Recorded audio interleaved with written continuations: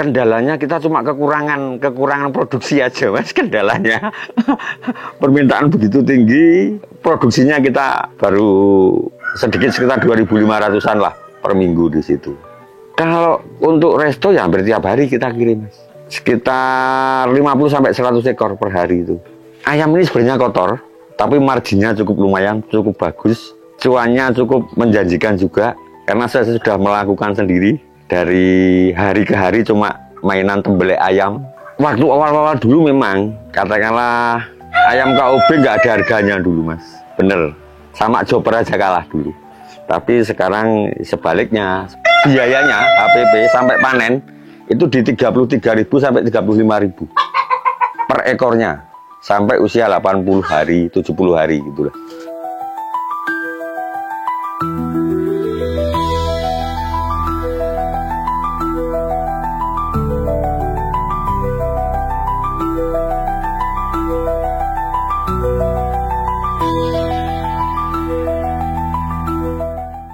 Assalamualaikum warahmatullahi wabarakatuh. Kami dari kandang KOB Jogja yang berada saat ini di Bantul, tepatnya di Dusun Sawahan, Patalan, Jetis, Bantul. Nama saya Pak Bambang Purnomo. Saat ini kami memelihara ayam KOB dari tahun 2013. Karena ayam KOB ini jenisnya ayam kampung ya mas ya. Ayam kampung yang saat ini memang kebutuhan masyarakat begitu tinggi. Dari kami itu dari budidaya mulai dari indukan, terus telur, terus untuk DOC-nya kami juga ada mitra pembesaran, mitra indukan, juga kita masuk ke resto juga untuk pedagingnya di situ. Sebenarnya kalau budidaya KOB ini tidak mudah karena pakannya ayam ini kan hanya biji-bijian, ya. Ada jagung, ada bekatul, ada pakan pabrikan juga mestinya di situ. Bahkan nasi aking pun juga mau di situ. Cuma pencampuran pakan tentunya nutrisi dan proteinnya harus tercukupi semua di situ. Jadi kalau nutrisinya itu yang penting bisa diserap di tubuh ayam dan proteinnya tidak banyak terbuang di kotorannya di situ mas. Kuncinya cuma di situ. Yang jelas kalau budidaya itu kuncinya satu, dari vaksinnya harus lengkap juga di situ. Maksudnya lengkap ya runtutannya dari NDIB, Gumboro, ND Lasota, NDAI, ada Korisa, ada ILT, ada FOK, ada NDEDSIB untuk petelurnya di situ. Kalau untuk indukan itu per ekornya menghabiskan makan 100 gram per ekor dalam satu hari di situ. 1 sampai 1,2 lah. Idealnya di situ karena untuk mendapat marginnya keuntungan dari penjualan telur, katakanlah kalau harga pakan itu 8.000 per kilo, kalau nanti kita rupiahkan 100 gram itu cuma 800 rupiah per harinya di situ. Jadi harga jual telur konsumsi pun peternak masih untung, katakanlah harga telur 1.800 atau 2.000 masih ada marginnya di situ. Kalau dari DOC sampai panen itu menghabiskan umur sekitar 70 sampai 80 hari sudah panen. Itu di bobotan 0,8 sampai 1,2. 1,2 itu pasar resto, Pak. Nah, untuk resto di situ. Waktu awal-awal dulu memang katakanlah ayam KOB nggak ada harganya dulu, Mas. Bener. Sama Joper aja kalah dulu. Tapi sekarang sebaliknya seperti itu karena tekstur dagingnya memang ayam-ayam kampung. Di situ sering pak dari wah sini ayam-ayam Joper kayak gitu, tapi ini bener-bener ayam murni. Kita saat ini ya galurnya kita pertahankan galurnya murni dari Balitnak, dari pemerintah karena lisensinya kan sudah ada. Iya, kita pekerjaan kita saat ini ya cuma di ayam aja, jadi mulai telur, DOC, daging, panen, kirim ayam, kesehariannya cuma di ayam aja mas, nggak ada yang lainnya.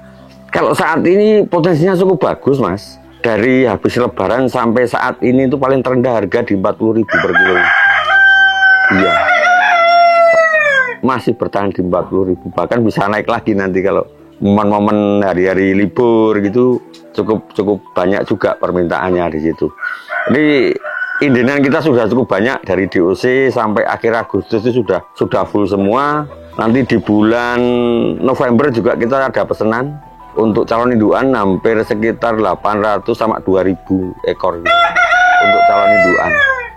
Kalau populasi kita itu per minggunya 2500 kita cekin masuk DOC Mas di situ.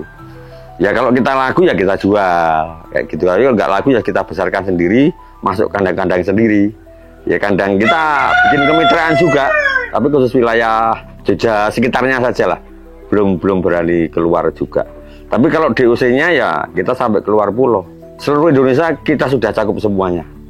Kalau kita hitung ya Mas ya, dari HPP-nya 1 ekor itu menghabiskan di antara biayanya HPP sampai panen itu di 33.000 sampai 35.000 per ekornya sampai usia 80 hari 70 hari gitulah. Harga DOC saat ini kita jual di harga 700 per boxnya.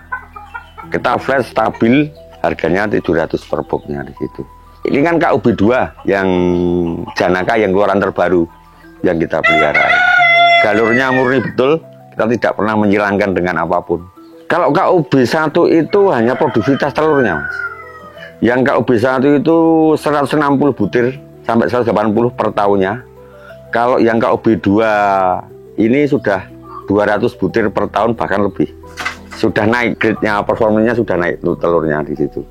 Kalau penyakit Mas, 1 kebersihan kandang, semprot kandang itu rutin. Seminggu sekali sampai 2 kali. Pakai Rodalon, pakai antisep itu bisa juga. Yang penting kandangnya bersih, jaga kebersihan, semprot kandang, jangan lupa vaksin ayamnya. Kuncinya itu 1 meter persegi itu isinya 12 itu. Untuk pembesaran pedaging 1 meter persegi kita isi 12 itu lebih nyaman, ayamnya lebih longgar. Kalau terlalu padat juga nanti pertumbuhannya juga lambat. Kendalanya kita cuma kekurangan produksi aja Mas, kendalanya. Permintaan begitu tinggi, produksinya kita baru sedikit sekitar 2.500-an lah per minggu di situ. Kalau untuk resto ya hampir tiap hari kita kirim Mas. Sekitar 50 sampai 100 ekor per hari itu. 1 pencernaan dan pernafasan. Kuncinya itu. Kalau pernafasannya bagus, ayamnya pasti sehat. Kalau pencernaannya juga lancar, tentunya makan pasti juga lahap di situ Mas. Kuncinya itu pernafasan, pencernaan itu harus dijaga betul. 1 ya kebersihan kandang, terus semprot kandang, vitamin, rempah-rempah atau jamuan nggak apa-apa, itu bagus, cukup bagus untuk ketahanan tubuh ya. Kayak jahe, kencur, bawang, itu bisa.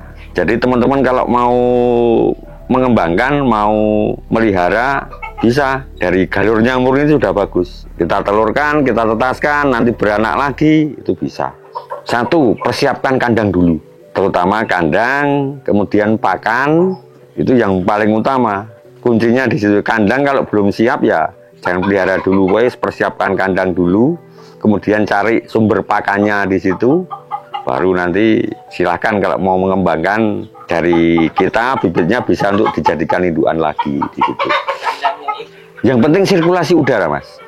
Sirkulasi udaranya cukup bagus. Itu karena ayam ini kan butuh oksigen juga, butuh angin juga yang cukup sirkulasi udaranya di situ. Tadi kalau cuaca kayak dingin seperti ini ya kita tutup kandangnya seperti itu. Kalau pakan kita semua pabrikan, iya. Karena volume pekerjaan kami itu tinggi, jadi untuk mau meracik pakan itu masih kewalahan di tenaganya di situ. Jadi kita pakai pakan pabrikan, yang mungkin ya kita beli jagung, kita campur sendiri. Jagung, bekatul, perbandingannya 1, 2, 2. Jagungnya 2, bekatulnya 2, konsentrat petelurnya 1 di situ. Cuma itu aja kita.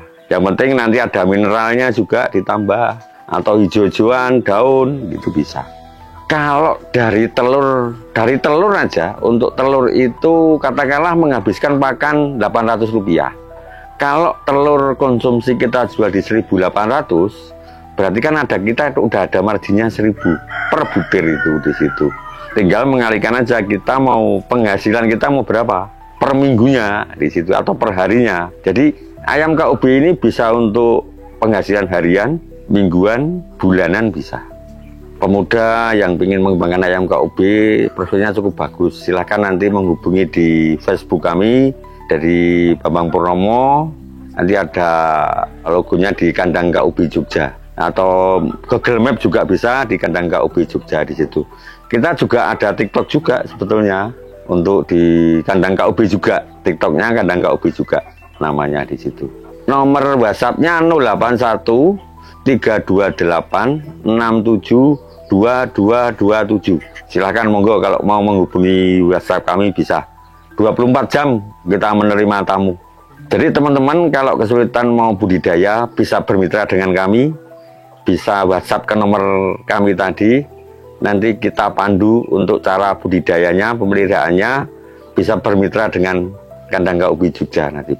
Ayam ini sebenarnya kotor, tapi marginnya cukup lumayan, cukup bagus. Cuannya cukup menjanjikan juga, karena saya sudah melakukan sendiri dari hari ke hari, cuma mainan tembelek ayam sampai bahkan kita sampai keluar pulau juga, sampai Kalimantan, Banjarmasin, ke Sumatera, Makassar, ke Flores. Kemarin ada orang Flores ke sini juga, itu bahkan aparat juga, seorang polisi dia pengen mengembangkan KUB juga di Flores kemarin, bawa dari sini naik kapal. Yes. semangatnya anak-anak muda itu mas di situ. Pengen mengembangkan ayam KUB karena ayam KUB cukup bagus dari pedagingnya, telurnya cukup menjanjikan untuk usaha. Tapi ya harus fokus, harus benar-benar telaten cara budidayanya. Kalau mereka nggak paham, monggo silakan. Kalau mau belajar, mau diskusi, mau kita dampingi pun juga bisa. Jadi teman-teman, buat seluruh teman-teman seluruh Indonesia, mari kita kembangkan ayam KUB, ayam lokal. Dan ayo kita bangun, kita besarkan ayam KUB. Mudah-mudahan di tahun ini KUB bisa sukses, bisa berkembang di seluruh Indonesia. Merdeka petani, merdeka peternak, merdeka ayam KUB di seluruh Indonesia dimanapun Anda berada.